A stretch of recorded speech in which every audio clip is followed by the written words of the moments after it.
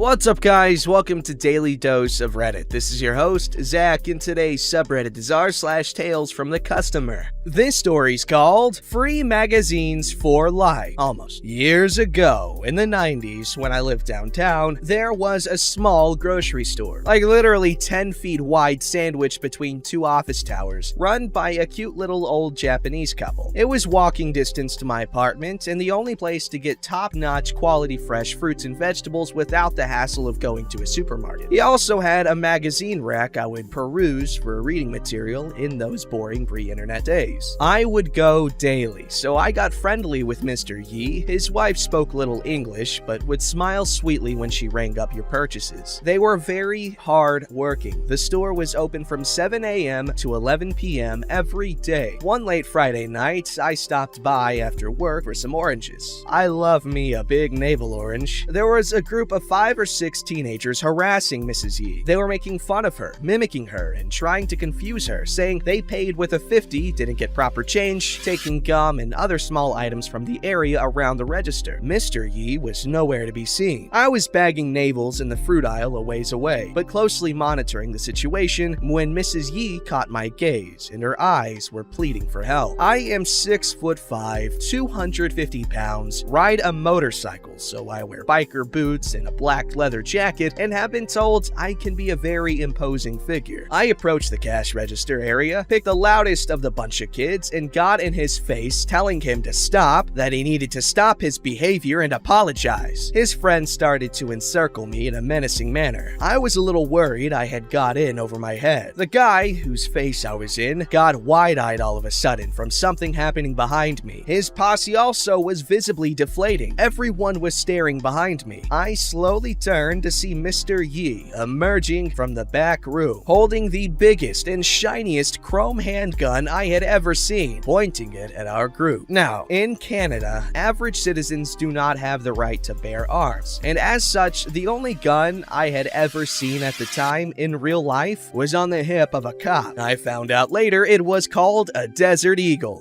Just casually owning a 50 caliber handgun.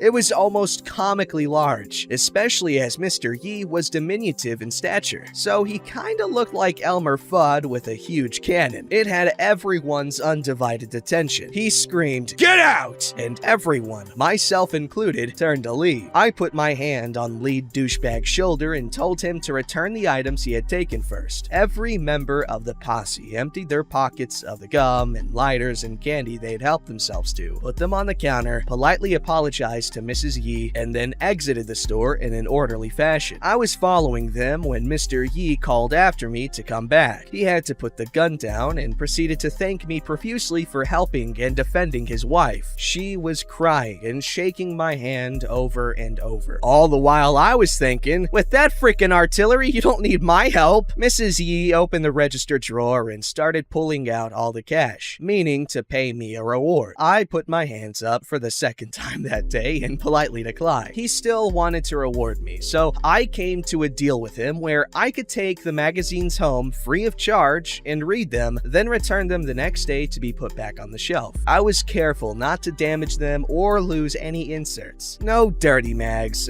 Car and Driver, Road and Track, Scientific American, Astronomy, etc. Kept that arrangement for about 3 years. He knew the ones I liked, and when new issues came in, he'd keep them under the cash register desk for me. Mr. Yi also taught me some simple Japanese greetings so I could talk to Mrs. Yi a bit, and she would just beam at me when I would greet her in Japanese. As the years went by, saw less and less of the Yis as they started to retire. Young guy, son, nephew maybe, started running the store. Before, when they had groceries, the magazine rack was big, but only had 2 or 3 mainstream men's magazines. Under new guy management, the dirty mags got more abundant and more hardcore. Then the normal magazines started to go away. Then the groceries started to go away. For about a year, he grudgingly still honored the magazine deal, but he didn't keep them under the desk. One day, there were none of the magazines I usually read, and asked him about it. He said he had stopped buying any normal mags and was expecting his,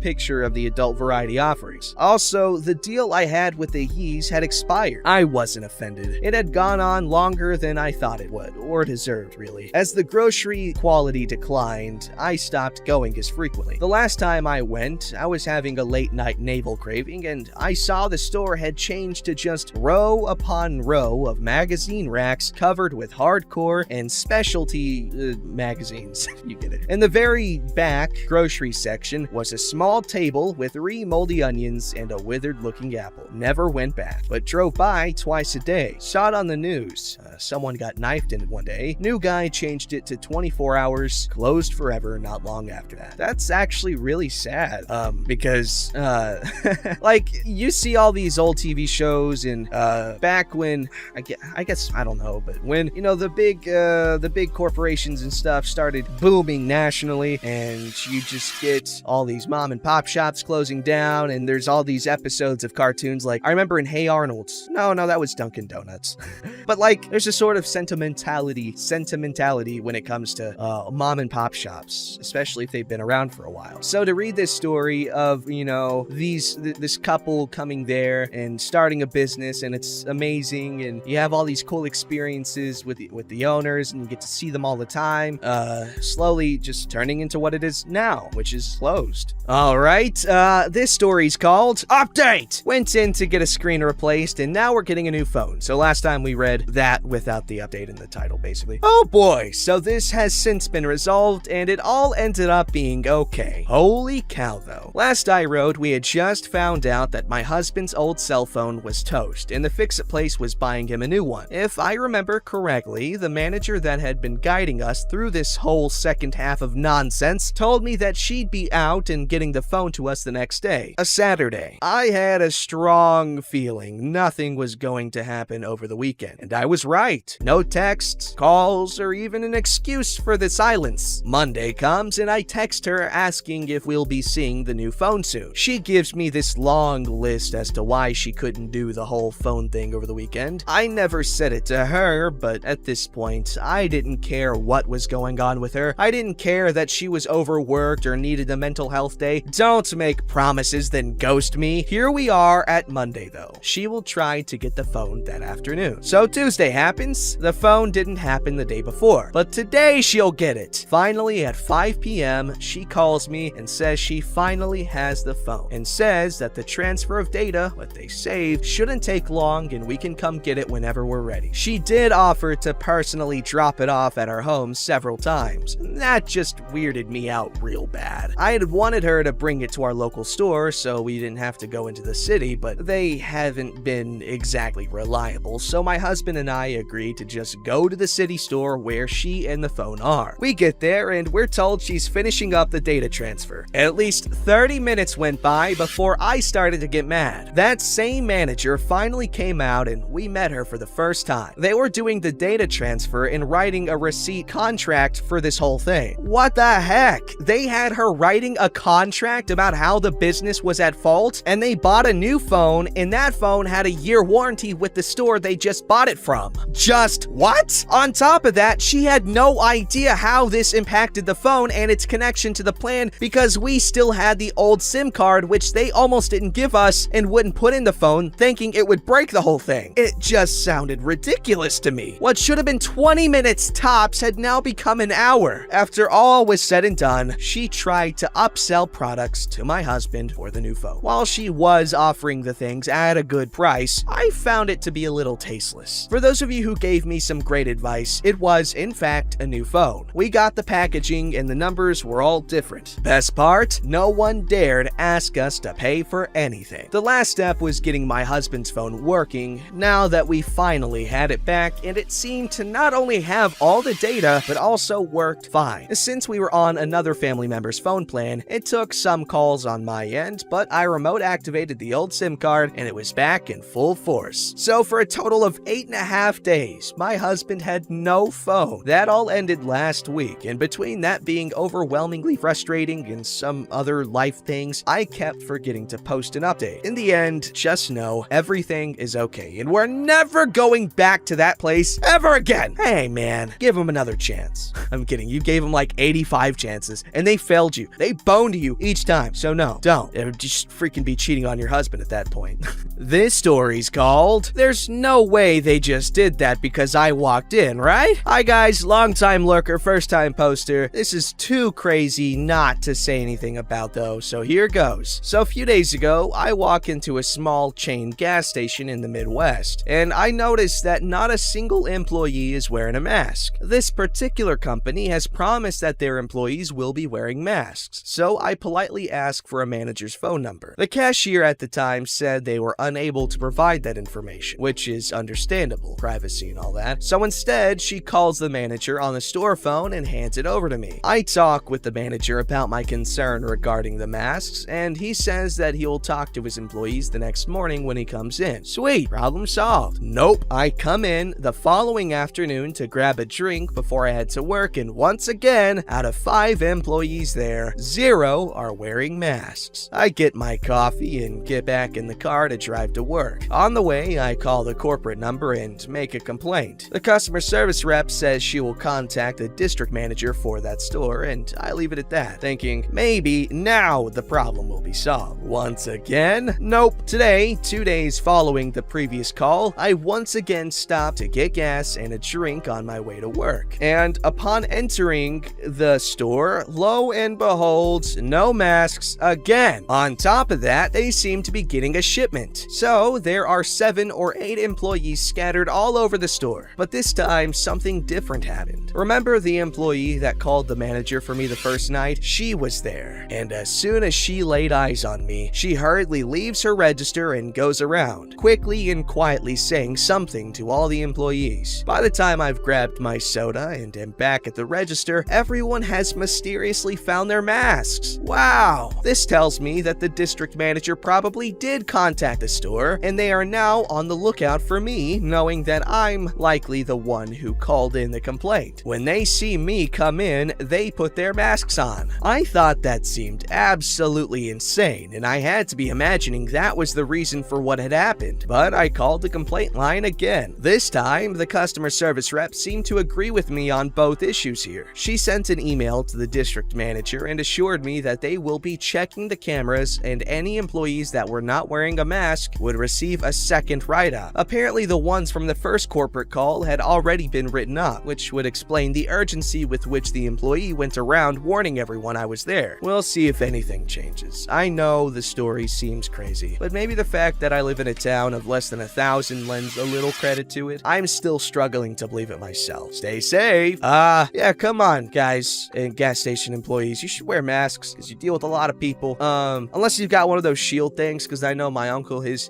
gas station, he's got like a shield thing, and they don't wear masks over there because the shield, I mean, it's blocking all the pathogens. So this story's called Plague Vector at the Grocery Checkout. Let me start by saying I am generally very polite to cashiers. I ask how their day is going and thank them for being there every time I shop. But there is one cashier at my local grocery store I avoid. Probably early 50s with a fierce updo. My disdain for her started before Brovid. She would chat about everything in my cart. We're not buddies. I don't need to spend 5 minutes justifying the brand of pasta I'm buying. She would insist that my sons bag the groceries and then ask 3 times how many bags they used with, "Are you sure you counted that right, honey?" They're in their 30s. They're not trying to cheat Safeway out of 20 cents. Safeway. Then came Brovid. Masks required in the store, hand sanitizer at the doors, carts wiped down constantly, one main line from which an employee calls up the next customer in line, all things I applaud. I ended up in her line. The entire time she was scanning my groceries, she kept playing with her hair, twirling it around her finger, scratching her scalp with her 2-inch nails, and pulling her mask down to talk to me, still wanting to chat. About mid-July, I was shopping in a local drugstore, and another customer had pulled down her mask and was coughing into the air. I said, "Excuse me, but would you please pull up your mask?" The customer next to her turned around, and it's my favorite grocery store checker, with her mask around her neck. She started yelling at me. Yes, yelling. Store personnel came over to see what was going on. "You can't tell me what to do. It's people like you that are destroying our American freedom.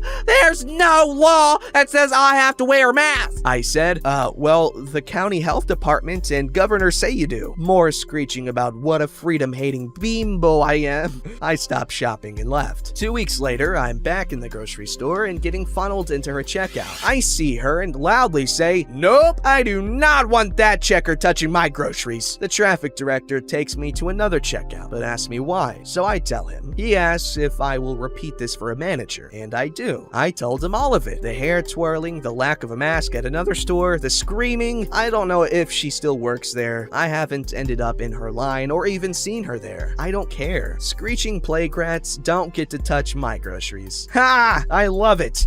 Plague rats everywhere. I do find that in a lot of rural places, they just don't care. And honestly, like when I went to Wyoming, nobody wore a mask there. And I'm not gonna lie, I'm gonna be honest. I got sucked into that sort of carefree mentality. And there's like 5 people living in Wyoming anyway, so like, what's the likelihood we get it? This story's called, "She Actually Got on Loudspeaker Just to Be Rude to Her Employees." So I was at the store just grabbing some last minute items before heading home, and the store was, as always, packed. Lines went from the front of the store to all the way to the back. Customers were pissed, and while I waited in line to buy my 2 items, I could hear multiple people complaining to the cashiers. The 2 cashiers were very, very polite and radioed for help. 5 minutes went by, and they radioed again. After the second call, a new voice comes on the loudspeaker and says, "Ladies, it's just you 2 doing registers like I already told you. No one is coming to help. Figure it out." One of the cashiers groaned and explained that was the manager and that she always does this. That was a woman's voice, guys.